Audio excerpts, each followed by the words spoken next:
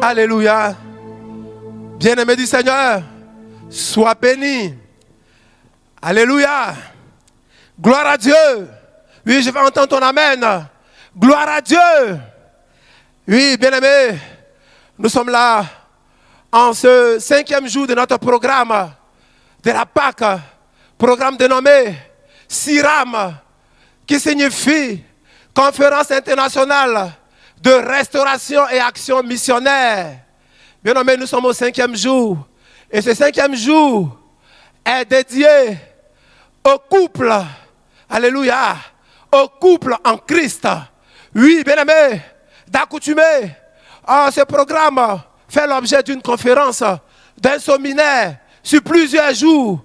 Mais compte tenu de la situation, oui, cette conférence sera mieux en un enseignement que nous nous ferons le plaisir de vous présenter en ce jour. Et le thème donc de cet enseignement est le suivant. Je voudrais t'inviter, frères et sœurs, toi qui me suis, toi qui m'écoutes, à prendre ton calepin, à prendre ta Bible en ce moment même. Et tu vas noter, parce qu'il s'agit d'un enseignement. Tu vas prendre le temps de l'écoute avec attention et tu vas te défaire de tout ce qui est distraction autour de toi. Et tu vas écouter cet enseignement, oui, de la part de ton Dieu, qui viendra à coup sûr te restaurer, qui viendra à coup sûr te faire du bien. Et prenons donc nos Bibles dans le livre de Colossiens, Colossiens 2, du verset 6 au verset 7. Colossiens 2, le verset 6 au verset 7, que nous allons lire. Et qui dit ceci. Vous avez trouvé la page? Vous êtes à la page? Ok. On y va. Colossiens 2, verset 6. Il est dit: ainsi donc, comme vous avez reçu le Seigneur Jésus-Christ, marchez en lui, étant enracinés et fondés en lui, et affermis par la foi, d'après les instructions qui vous ont été données, et abondez en action de grâce. Alléluia. Dis amen, mon frère. Oui, bien aimé, le thème donc de notre étude de ce soir s'intitule l'enracinement en Christ, secret du couple épanoui. Je reprends pour ceux qui n'ont pas encore entendu. L'enracinement en Christ, secret du couple épanoui. Alléluia. Bien-aimés, avant d'entrer dans le vif du sujet, nous allons commencer, comme je l'ai dit tantôt, il s'agit d'un enseignement. Et nous allons aller étape par étape pour mieux comprendre la pensée de Dieu en ce qui concerne donc les couples chrétiens, les couples en Christ. À travers ce verset, nous avons relevé quelques mots que nous voudrons bien définir avec vous. Donc, dans le passage, nous avons lu que nous sommes enracinés et fondés en lui. Alléluia. Et nous allons parler, comme notre thème parle d'enracinement, nous allons commencer donc par définir le thème enracinement. Alléluia. Que signifie donc enracinement? C'est ce que nous allons tenter donc de vous expliquer. Amen. L'enracinement, bien-aimé, se réfère aux racines qui maintiennent un arbre en place malgré les tempéries, malgré les tempêtes. Alléluia. On entend par enracinement donc des racines d'un arbre qui sont fixées dans le ciel, dans le sol, malgré la tempête, malgré les intempéries. Nous en venons au mot fondé. Fondé en lui, fondé en Christ. Qu'est-ce que cela signifie? Bien aimé, fondé évoque l'image d'une maison qui a été bâti sur des fondations solides et stables. Fondé signifie donc l'image d'une maison qui a été bâtie, non pas sur du sable, mais sur des fondations solides et stables. Nous en venons enfin à l'expression le couple, puisque c'est de cela qu'il s'agit. Que signifie le couple en Christ? Que signifie le couple en Christ? Bien-aimés, nous allons suivre ensemble cette définition concernant le couple en Christ. Qu'est-ce que cela veut dire, un couple en Christ?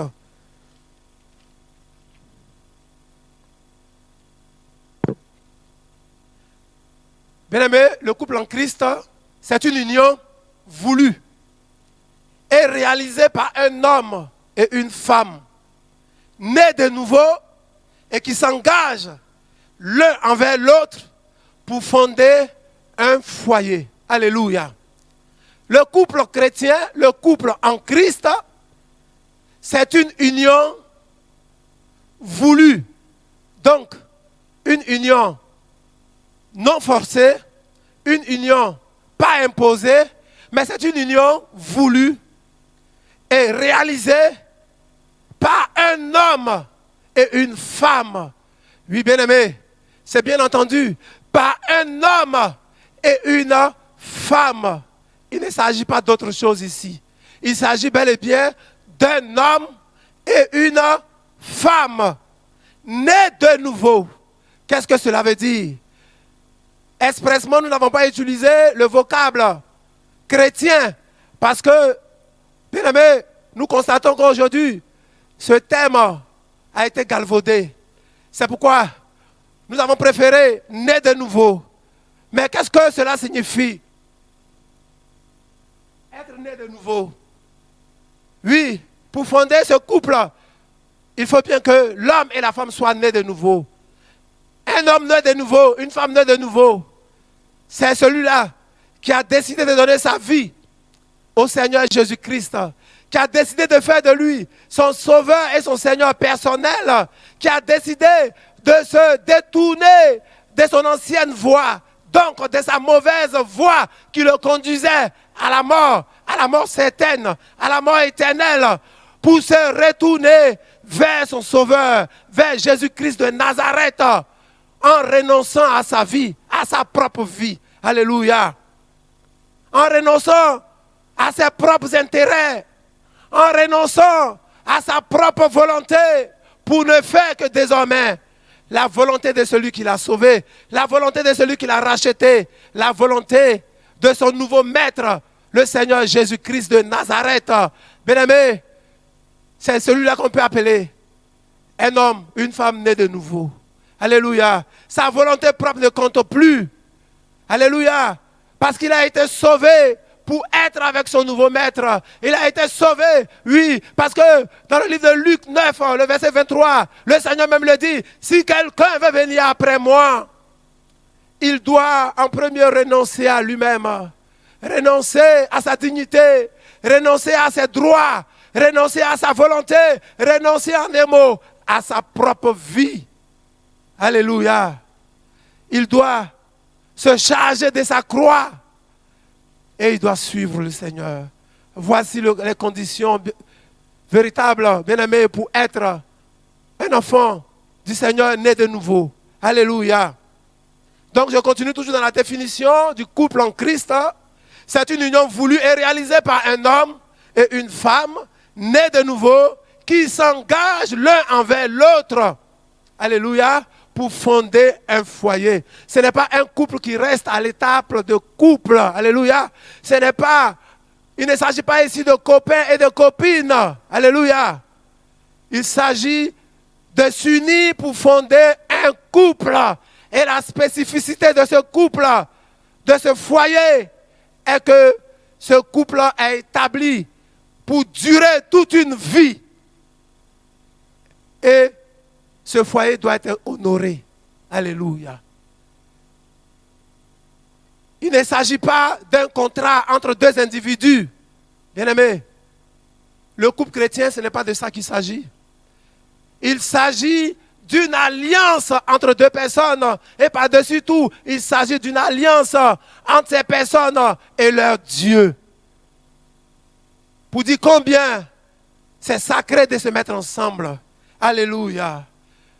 Bien-aimés, après donc cette définition qui nous paraît importante pour comprendre la suite de cette étude, nous allons rentrer donc dans le grand 2 de notre étude, de notre enseignement. Pour ceux qui prennent note, que doit faire le couple en Christ, maintenant que nous savons ce que c'est qu'un couple en Christ? Que doit faire le couple en Christ face aux crises? Que doit faire le couple en Christ face aux crises? Bien-aimés, nous devons noter de prime abord que la véritable problématique de la vie en couple réside dans sa capacité à gérer les conflits, dans sa capacité à gérer les crises. Alléluia. Et le couple chrétien, le couple en Christ, n'en fait pas l'exception. C'est le lot quotidien de tous les couples. Alléluia. Car en vérité, il n'y a pas de couple parfait. Qu'il soit en Christ ou qu'il soit mondain, il n'y a pas de couple parfait. Parce que il n'y a pas de ménage sans nuage, bien-aimés. Mais ce qui nous conforte ce soir dans cette étude, c'est que le couple en Christ, il a l'avantage d'avoir des ressources que d'autres n'en ont pas. Alléluia. Des ressources qui lui permettent de rebondir face aux crises, qui lui permettent d'adopter des attitudes pour juguler les crises qui se présenteront à eux. Alléluia. Et ces ressources résident dans la foi au Christ. Alléluia. Et dans la relation avec Dieu. Amen, amen. Voici les deux entités. Voici les deux piliers sur lesquels doivent s'appuyer tout couple chrétien dans la résolution des crises qui s'imposeront à eux. Alléluia. Et nous allons prendre donc pour étayer nos propos le livre de Jérémie. Jérémie 17, du verset 7 au verset 8. Et je lis. Béni soit l'homme qui se confie dans l'Éternel. Dans d'autres versions, il est dit, heureux soit l'homme qui se confie dans l'Éternel et dont l'Éternel est l'espérance. Il est comme un arbre planté près des eaux et qui étend ses racines vers le courant. Il n'aperçoit point la chaleur quand elle vient et son feuillage reste vert dans l'année de la sécheresse. Il n'a point de crainte et il ne cesse de porter du fruit. Alléluia. Bien-aimés, quelle belle promesse de la part de notre Seigneur qui nous dit, en temps de crise, au lieu de se comporter comme ceux qui n'ont pas de l'espérance, au lieu de se laisser emporter par la piscose qui est en ce moment en train de branler le monde, au lieu de se laisser distraire, de se laisser troubler par ce qui nous arrive, nous devons placer notre confiance en l'Éternel. Et la Bible nous dit à travers ce passage que celui qui place sa confiance en l'Éternel, voici les avantages qui lui arrivent.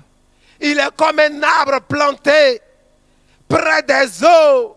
Bien aimés, nous savons tous que lorsqu'un arbre est planté près des eaux, ce n'est pas évident que ses racines soient profondément enracinées dans le sol. Amen.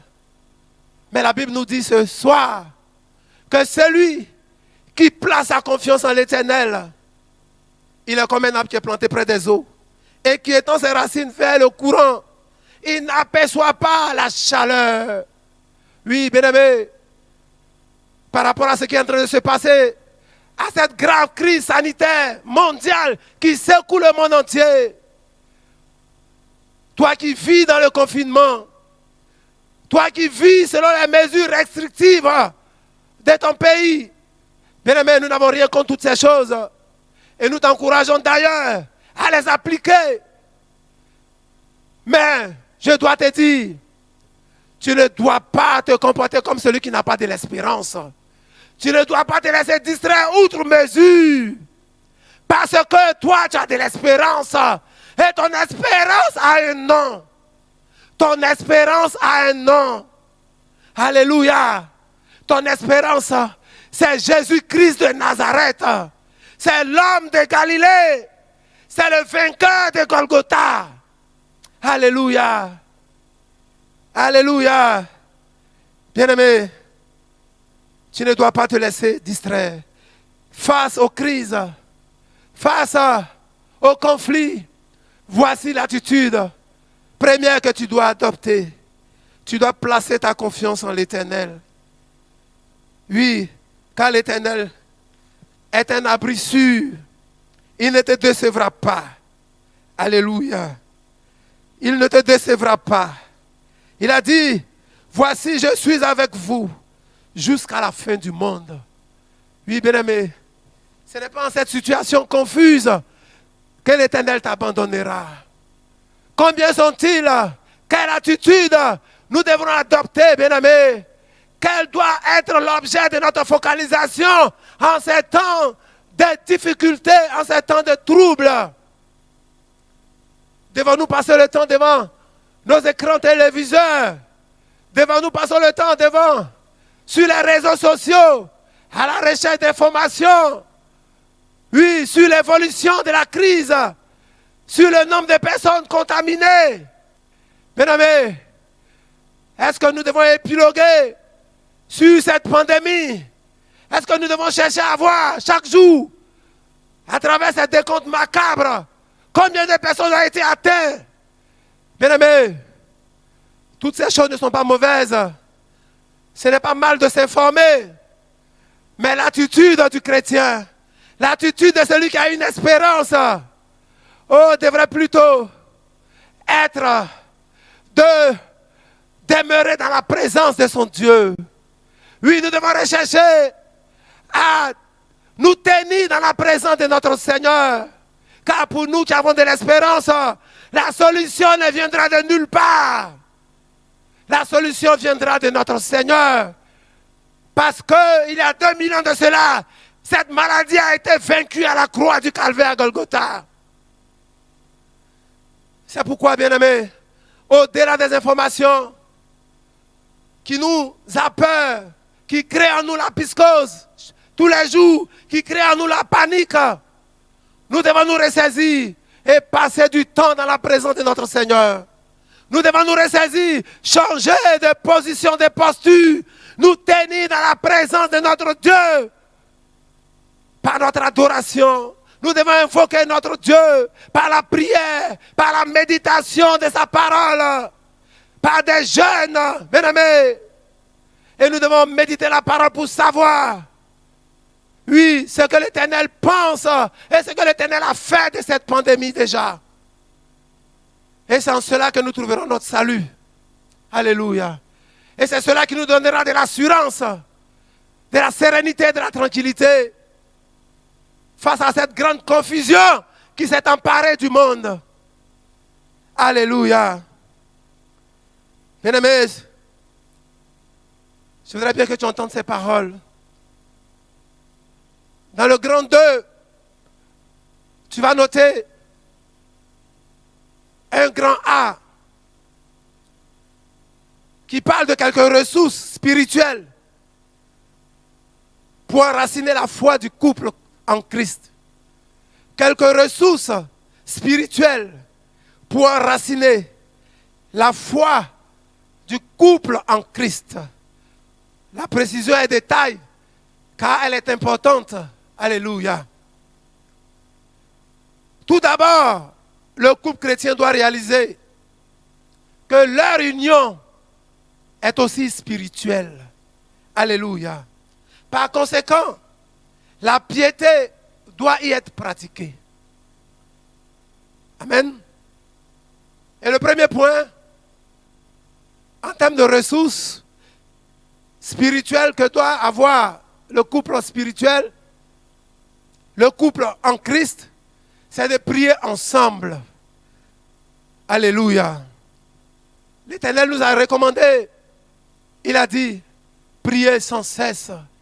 Il a dit également, veillez et priez afin que vous ne tombiez en tentation. Bien-aimés, la prière est importante. La prière établit notre communication et notre communion avec notre Seigneur.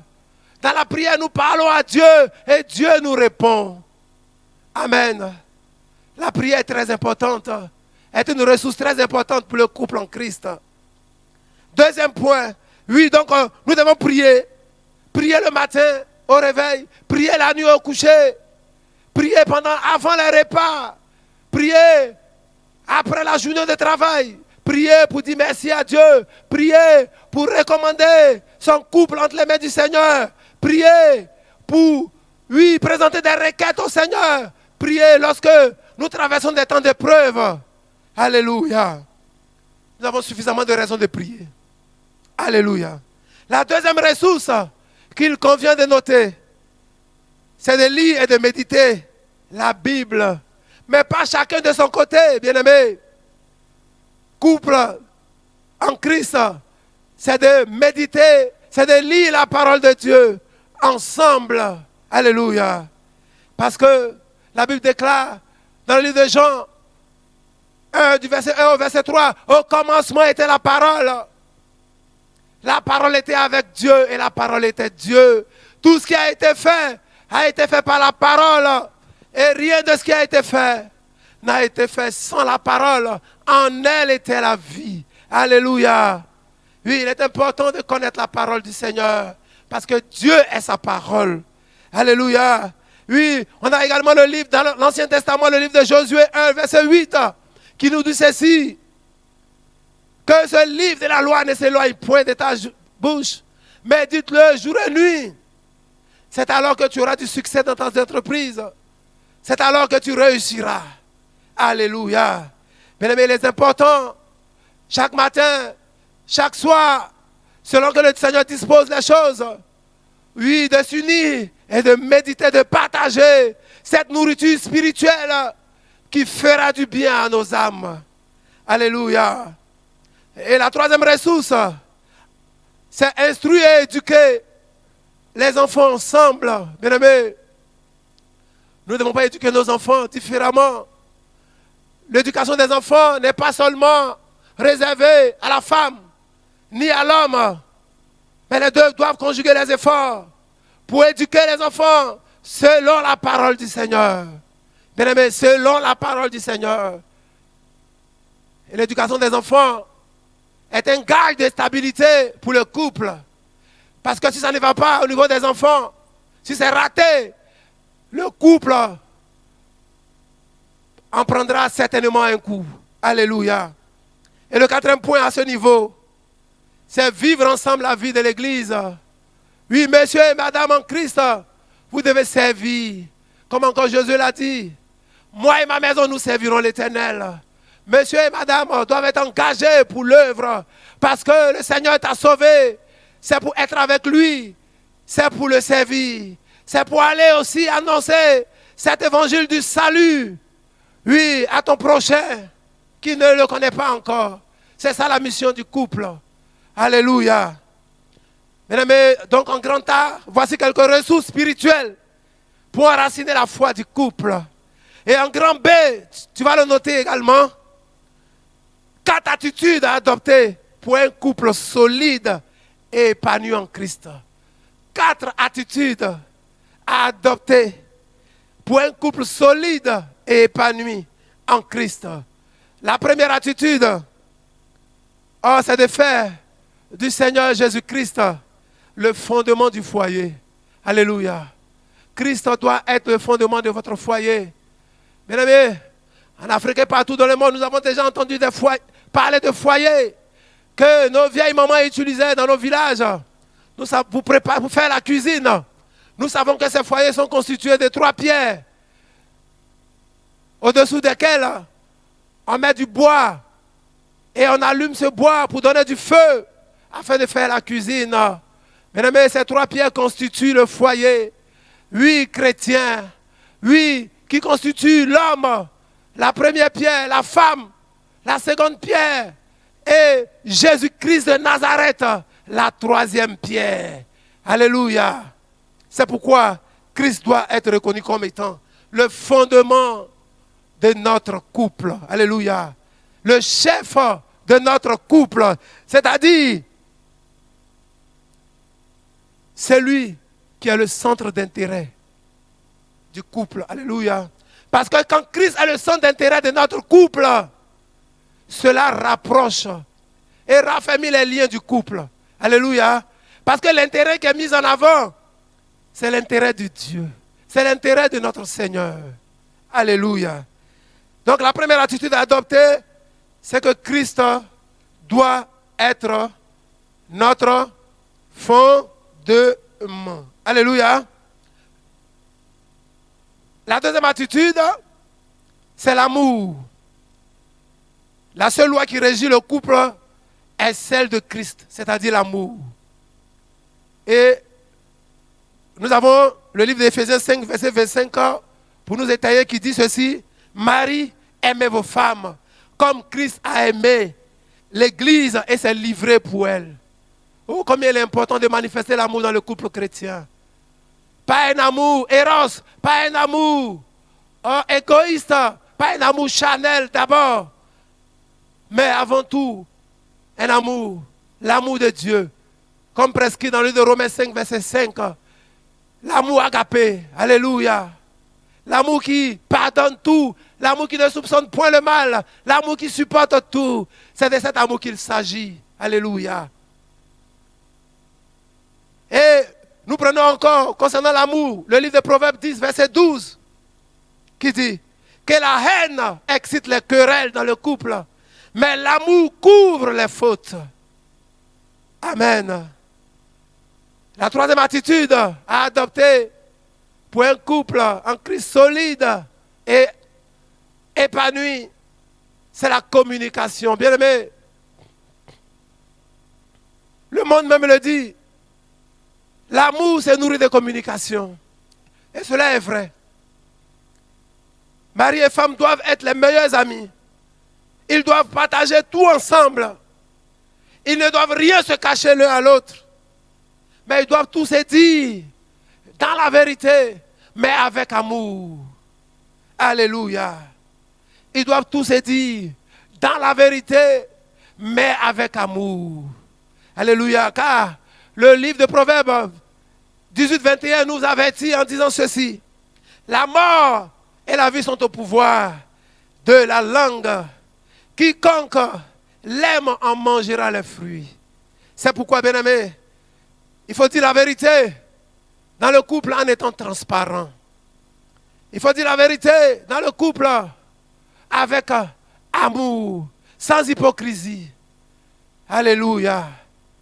Alléluia. Il ne faut rien se cacher.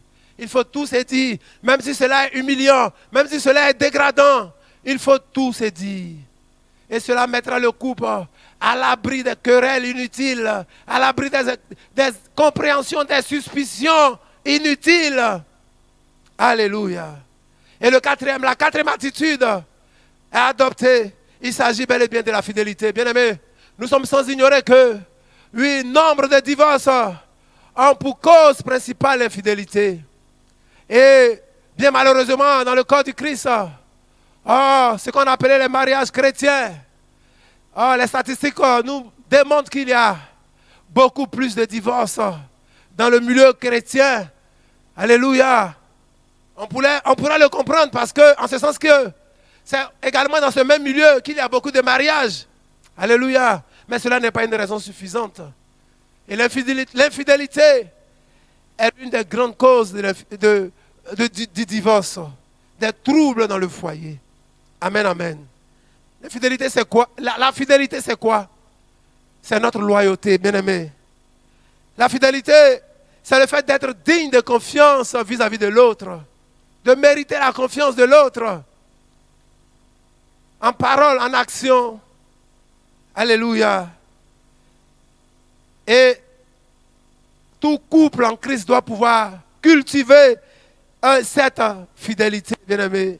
Tout couple en Christ doit pouvoir cultiver cette fidélité.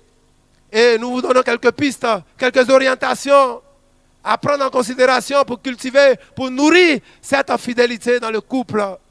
Il faut tout d'abord craindre Dieu et obéir à sa parole. Il faut avoir une vie de prière ensemble, on l'a dit tout à l'heure. Il faut éviter d'avoir des relations étroites avec le sexe opposé. Avoir des amis en commun. Oui, le couple doit avoir des amis en commun. Il faut briser la monotonie dans le couple. Oui, à travers des sorties au resto, des sorties sur la plage. Oui, des voyages, des visites touristiques. Oui, pour briser la monotonie dans le couple. Également, bien aimé, l'homme ou la femme doit toujours porter son alliance au doigt. Cela paraît anodin, mais très important, bien aimé. Oui, il est vrai que de nos jours, pour commettre des fidélités, pour qu'une fille t'accepte, ou pour qu'un homme puisse t'accepter, peu importe l'alliance que tu as au doigt, mais il est tout de même important de le porter parce que c'est l'alliance que tu as avec ton épouse, c'est l'alliance que tu as avec ton époux. Alléluia, c'est le symbole de cette alliance. Amen, amen. Également, bien aimé, pour cultiver, pour nourrir la fidélité dans le couple, il faut avoir une vie sexuelle accomplie, une vie sexuelle active, une vie sexuelle épanouie dans le couple. Et à ce niveau également, il faut faire en sorte d'éviter la monotonie. Alléluia. Il faut donner du piment, il faut donner du goût à votre sexualité. Amen, amen. Et enfin, bien aimé, le problème d'enfantement, le problème de stérilité dans le couple, cela ne doit pas être une cause pour l'homme. Je dis l'homme parce que généralement c'est la femme qui est accusée en de pareilles circonstances. Cela ne doit pas être une occasion pour l'homme pour aller voir dehors parce que madame ne fait pas des enfants. Mais qui dit que ce n'est pas toi qui as le problème, toi homme? Bien aimé, je voudrais rappeler aux couples en Christ qui vivent cette situation que l'enfant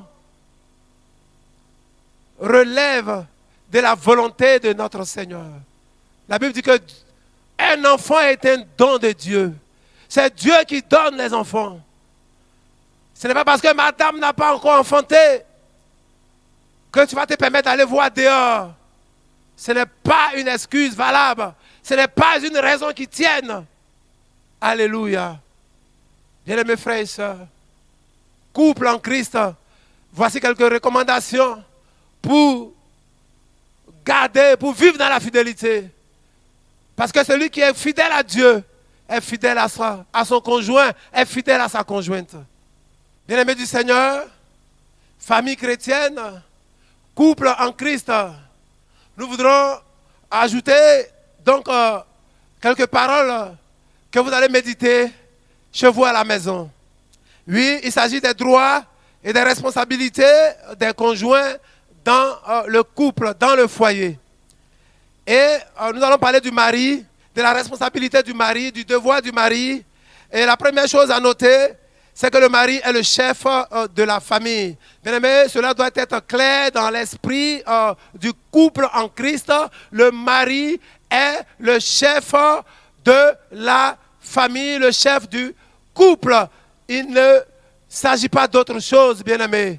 Nous ne nous reconnaissons pas en une autre parole que celle-là. C'est le mari qui est le chef. Et nous en voulons pour preuve le livre de 1 Corinthiens 11, le verset 3 qui dit ceci. Je veux cependant que vous sachiez que Christ est le chef de tout homme, et que l'homme est le chef de la femme, et que Dieu est le chef de l'Église. Bien-aimés, il n'y a pas de débat là-dessus. L'homme est le chef de la femme. Ça, c'est le premier devoir de l'homme. Et l'homme doit aimer sa femme et la chérir. Et nous voyons cela dans le livre de Éphésiens 5, verset 23. Troisième point, l'homme doit rendre heureuse sa femme chez elle. Alléluia. Le quatrième point, l'homme doit respecter sa femme et l'honorer. Nous pouvons voir cela dans le livre de 1 Pierre, chapitre 3, verset 7. Cinquième point, l'homme doit protéger sa femme et prendre soin d'elle. Sixième point, l'homme doit travailler dur pour subvenir aux besoins de sa femme, de sa famille. Et le septième point, l'homme doit accomplir convenablement son devoir conjugal, c'est-à-dire la sexualité dans le couple. Il doit satisfaire sa partenaire. Alléluia. Concernant la responsabilité, le devoir de la femme, bien aimés, comprenons qu'à l'origine, la femme, la première femme de la Bible, Ève, a été créée pour être une aide pour Adam. Et donc le rôle de la femme tourne essentiellement autour de cette mission qui est d'aider l'homme. Alléluia. Qui est d'être un soutien pour l'homme. Et donc la première responsabilité de la femme dans le foyer, c'est d'aimer son mari également. Parce que l'amour doit être mutuel dans le couple. Alléluia, en Christ. Nous pouvons voir cela dans le livre de Tite 2, verset 4. Deuxième point, la femme doit prendre soin de son foyer. La femme doit se soumettre, troisième point, à son mari. Éphésiens 5, du verset 22 au verset 24. La femme doit se soumettre à son mari. Est-ce que les femmes en Christ, vous entendez ce message? J'insiste sur ce point particulier parce que cela est souvent difficile pour les femmes. Et cela, l'insoumission est souvent cause de beaucoup de troubles dans les foyers en Christ, dans les couples en Christ. Alléluia. La femme ne veut pas se soumettre. Quatrième point, la femme doit pouvoir soutenir son mari et lui offrir son amitié. Elle doit le soutenir en tout lieu, en toutes circonstances. Elle ne doit pas seulement le soutenir dans les bons moments, mais aussi dans les moments de vache maigre. Elle doit être un soutien inestimable pour son mari. Alléluia. Cinquième point, la femme doit préparer de bons mets. Elle doit savoir préparer, elle doit savoir faire la cuisine. Et non laisser cette tâche aux femmes de ménage que nous appelons communément les servantes. Alléluia. Elle doit savoir préparer de bons mets pour son époux. Sixième point, elle doit pouvoir subvenir aux besoins sexuels de son homme. Oui, parce que la Bible déclare que le corps de la femme appartient à l'homme, vice-versa. Alléluia. Elle ne doit pas, sous aucun prétexte, tourner le dos à son mari. Avant d'aller ensemble, elles doivent convenir d'un commun accord. Alléluia. Et le septième point, la femme doit être vertueuse. Alléluia. La femme doit être vertueuse. Certainement que tous les points cités plus haut englobent ce dernier point, la vertu. Alléluia. La femme doit être vertueuse. Et je vais prendre un verset dans la Bible pour avertir les femmes. Oui, le livre de Proverbes 21, verset 9 qui dit ceci. Mieux vaut habiter à l'angle d'un toit que de partager la demeure d'une femme querelleuse. Alléluia. Oh, combien il est important pour la femme d'être vertueuse. Et qui parle de vertu, parle, bien aimé, d'une femme spirituelle, d'une femme qui prie. Alléluia. D'une femme qui est sage.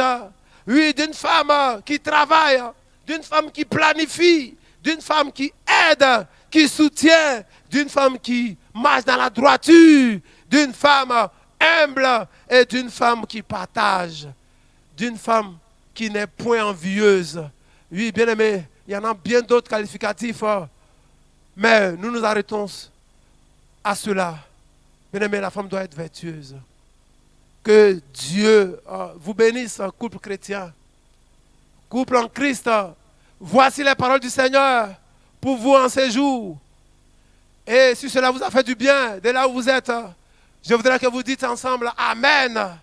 Élevez la voix et bénissez le Seigneur et rendez-lui grâce pour ces paroles qui viennent éclairer votre lanterne, pour ces paroles qui viennent, oui, vous apporter des solutions. Oui, ne désespérez pas. La Bible dit dans le livre de Matthieu 13, verset 17, si vous savez ces choses, vous êtes heureux, pourvu que vous les mettiez en pratique. Le Seigneur a parlé, il a fait sa part, votre responsabilité, c'est de pouvoir mettre en pratique ces paroles, bien-aimés, pour la restauration de vos couples, pour la restauration de vos foyers. Ne désespérez pas, parce que l'Éternel vous a parlé en ce jour. Et nous croyons que notre Rédempteur est vivant. Alléluia. Que Dieu nous bénisse et que Dieu bénisse sa parole. On va prier pour la fin. Éternel notre Dieu, nous voulons bénir ton nom, te rendre grâce. Tu nous as parlé encore ce jour. Oui, nous savons que ta parole est esprit et ta parole est vie. Et lorsqu'elle sort, elle ne retourne pas à elle sans avoir accompli son effet. Et Seigneur mon Dieu, toutes ces personnes que tu as disposées à travers le monde pour entendre cet enseignement, tous les couples, oh Seigneur mon Dieu, qu'ils vivent ensemble ou qu'ils soient séparés à cause de la situation du moment, mais qui ont entendu cette parole, Éternel mon Dieu. Oh, nous prions que Père, ta parole qui est une semence, oh Père, puisse germer dans le cœur et produire du fruit, Seigneur. Afin que tous les foyers qui étaient en ballottage, oh Père, qui étaient dans les difficultés, que ces foyers vivent la restauration. Et bien plus, à cette veille de la Pâque, oh, de la commémoration de notre délivrance, de la commémoration de notre rédemption, de notre résurrection, oh, que tous les couples qui étaient morts reçoivent la puissance de ta résurrection au nom puissant de Jésus. Amen.